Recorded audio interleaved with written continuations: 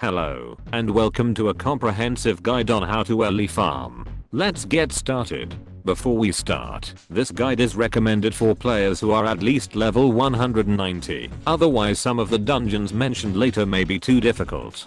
For those of you that don't know, Ely farming is essentially stacking as much Ely gain as possible and doing late game dungeons in order to rake in mad amounts of cash. This is especially helpful for those of you who can't do end game dungeons and have to feed your crippling gambling addiction. The first thing to focus on is your gear. Currently there are 4 types of accessories that can have Ely gain applied to them: rings, earrings, cloaks, and crystals. For earrings and rings you can simply craft a pair of gigantes or elder gain, then enchant them with level 12 Ely gain.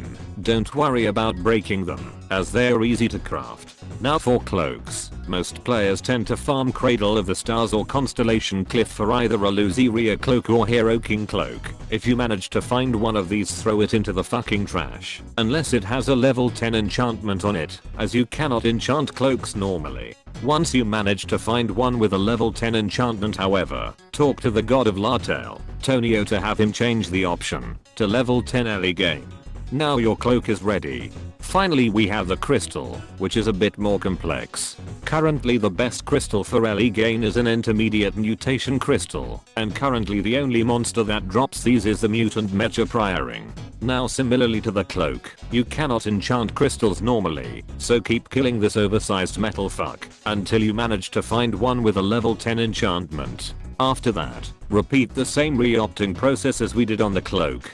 But hold on cowboy, we aren't done there. You also have to upgrade the crystal to +9, as the Ely gain the crystal gives by default also rises when you upgrade it. So continue mindlessly killing the mutant until you manage to get 8 more crystals, and you'll have the best money making face decoration on the market. Now, another extra bit of gear you can wear for +20 Ely gain is newbie stockings, which can be obtained from one of the quests from Jangjin in Arcadia. These are the only stockings in the game that give Ely gain. Alternatively, for those of you who have an insane amount of patience, money, or are simply fucking masochists, another option is to create a +9 fisherman set, as the set bonus is +300 Ely gain. This is not recommended for most players however, as this can take a ridiculously long time to make, and you can still manage to get a little bit more Ely gain with the aforementioned accessories. Take note that you can also enchant small amounts of Ely gain on most things under your special tab. However, if you are already as poor as 80% of the papaya community, don't bother doing this as it's not really necessary. Now your equips are ready to rake in that sweet dosh. However, there are some other things worth mentioning that can help you in the long run.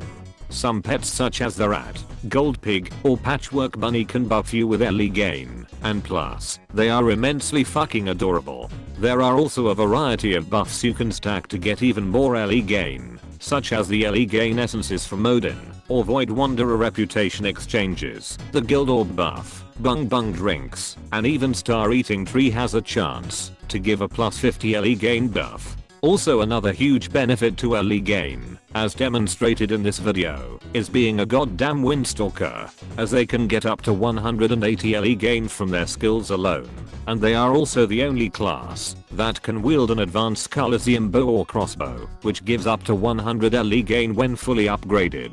Now that we're finished yapping about equipment, let's talk about the various dungeons used to farm Ely. The most commonly done one is the Immer Institute, as its monsters give the most Ely out of any dungeon, and there's over fucking 200 of them throughout the whole dungeon.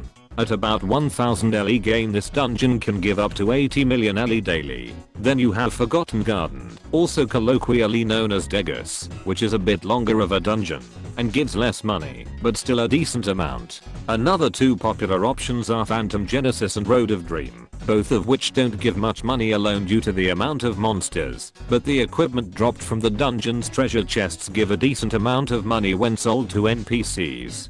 With a manageable amount of item drop rate stacked, you can wrangle about 50 million Ely from these 2 dungeons each. In addition, when the Dole Street update comes around, the Big Tube Dungeon and Unknown Library Solo Dungeon will get buffs to their Ely, so be sure to add these to your farming lists in the future. There may be a few additional ways to add on to Ely gain that were not covered in this video, such as pet potentials, the Invoke Armor set bonus, and some various event items that give buffs. However, most of these are luxuries and are mostly for players who don't have much else to focus on. Everything covered earlier should allow you to reach at least 800 to 900 Ely gain, which is more than enough to get a stable income from EMA. That should cover all the necessary tips in regards to Ely farming. You should now be ready to gather that sweet cash, hopefully faster than how fast players go on to the Discord server to complain about events. Thanks for watching, and remember to have fun.